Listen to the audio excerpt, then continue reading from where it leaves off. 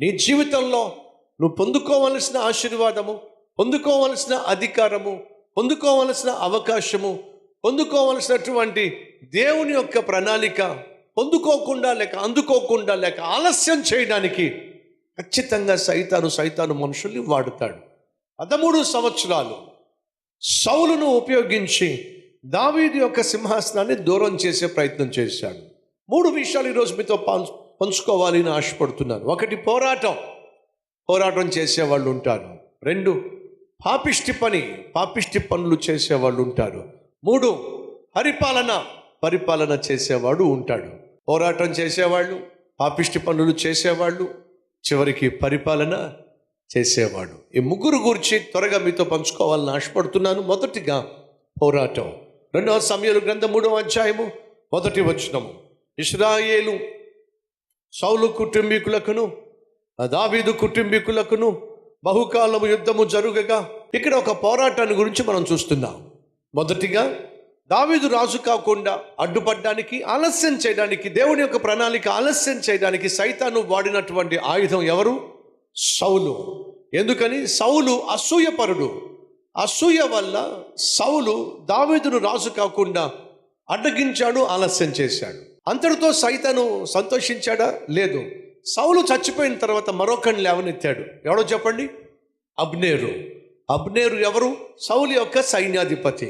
దావీదు ఒకవేళ రాజుగా పరిపాలన మొదలు పెడితే తన పోస్టు పోతుందేమో, ఒకే ఒక్క ఆలోచన, తన పోస్టు పోతుందేమో, తన స్థానం తగ్గిపోతుందేమో అనే ఒకే ఒక్క ఆలోచనతో యోగ్యత లేనటువంటి సౌలు కుమారుని తీసుకొచ్చి ఇశ్రాయేలీల మీద రాజుగా ప్రకటించేశాడు. ఇటు సైన్యాధిపతిగా అబ్నేరు పనికిరాడు, రాజుగా ఇష్బోషెతు పనికిరాడు. కానీ జాగ్రత్తగా వినండి, అబ్నేరుకున్న ఒకే ఒక్క ఆలోచన ఏమిటంటే సైన్యాధిపతిగా నాకున్న ఈ స్థానం పోకూడదు అనే ఒకే ఒక్క ఉద్దేశంతో దేశాన్నే పనంగా పెట్టేశాడు. ఏం జరిగింది వాస్తవంగా? సౌలు పరిపాలన చేస్తున్న రోజుల్లో ఫిలిష్తీయులు ఇశ్రాయేలు మీదకు యుద్ధానికి వచ్చినప్పుడు ఆ యుద్ధంలో సౌలు ఓడిపోయాడు. సౌలు ప్రాణం తీసేసుకున్నాడు, తను చంపేసుకున్నాడు. సౌలు కుమారులు కూడా చచ్చిపోయారు.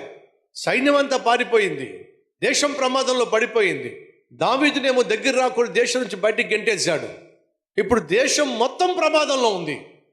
ఒకవేళ దావీదే కనుక దేశాన్ని పరిపాలన చేస్తే దేశాన్ని కాపాడుకునేవాడు.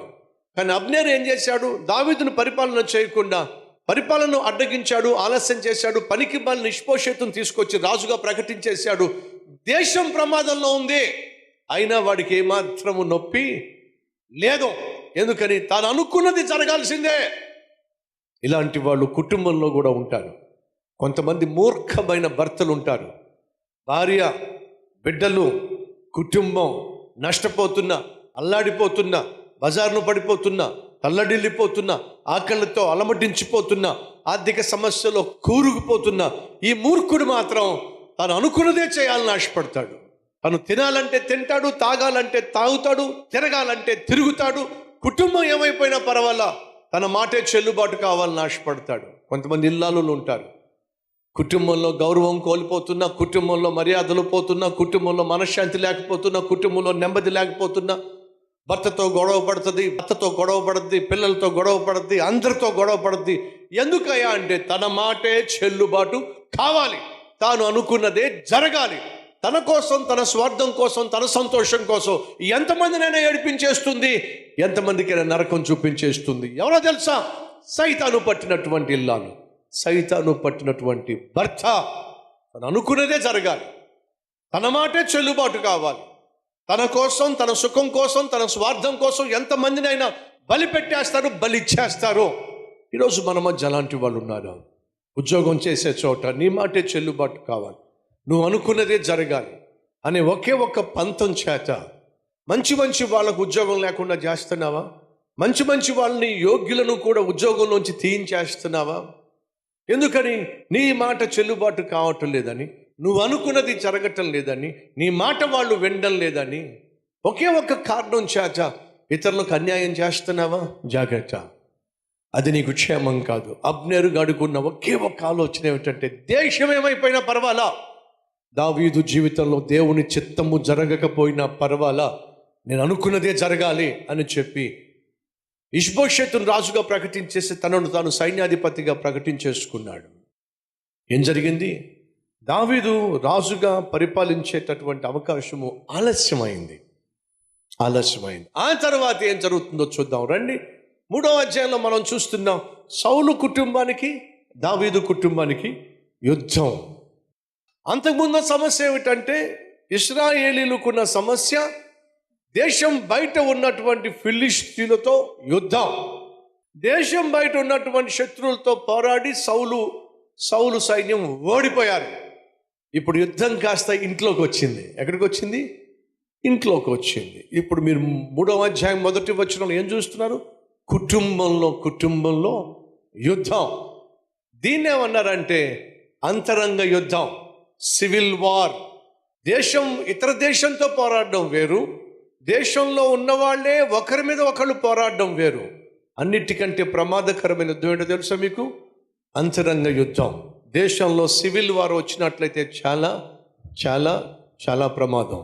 సహోదరి సహోదరులు దయచేసి వినండి. ఇంటి బయట మనకు పోరాటాలు ఉన్నాయి, అదే సమయంలో ఇంటి లోపల కూడా పోరాటాలు ఉంటే చాలా ప్రమాదం.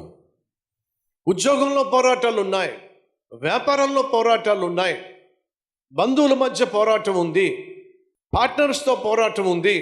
మరి పోరాటాలు ఉన్నటువంటి సమయంలో వింటున్నారా?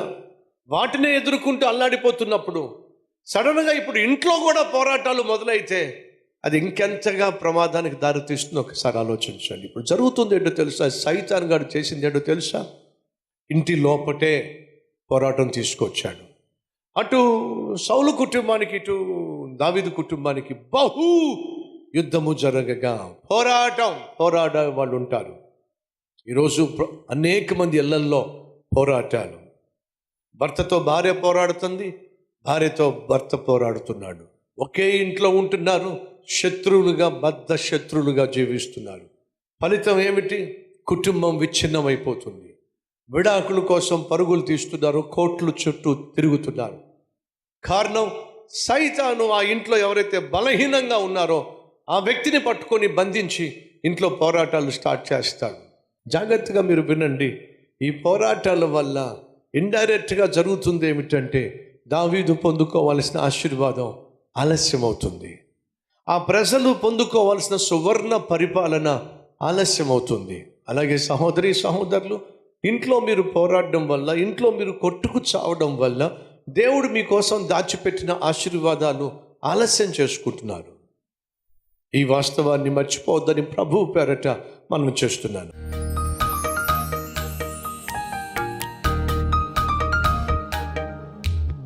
మహాపరిశుద్ధుడు అయిన ప్రేమ కలిగిన తండ్రి, వెత్తబడిన ఈ శ్రేష్టమైన సందేశము ప్రతి ఒక్కరి హృదయంలో ఫలించులాగున సహాయం చేయ్యా నాయన. మొదటిగా కుటుంబం విచ్ఛిన్నం కాకుండా, భార్యాభర్తల మధ్య, కుటుంబ సభ్యుల మధ్య నాయన సఖ్యత, సమాధానం, ప్రేమ, అనురాగము దయచేయండి.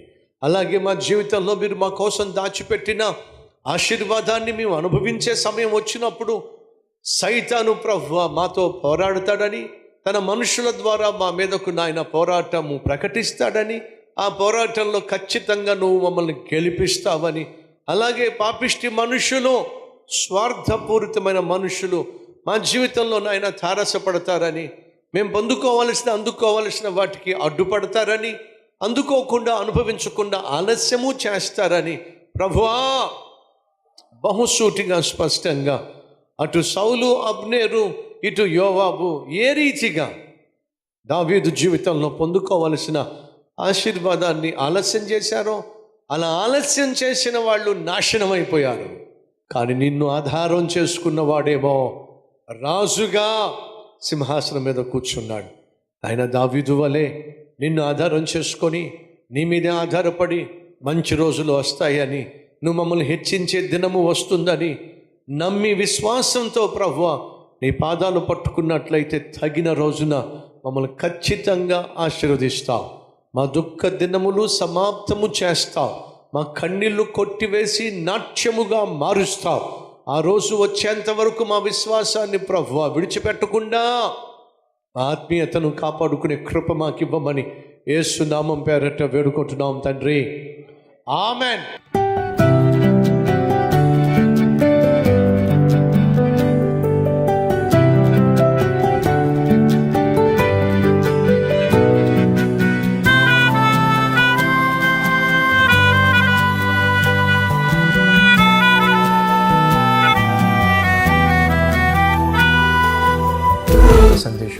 ఆశీర్వాదకరంగా ఉంటే 10 మందికి షేర్ చేయండి, లైక్ చేయండి, మీకు నచ్చిన కామెంట్ పెట్టండి. మళ్ళీ రేపు ఇదే మార్నింగ్ డివోషన్లో కలుసుకుందాం. షలోమ్.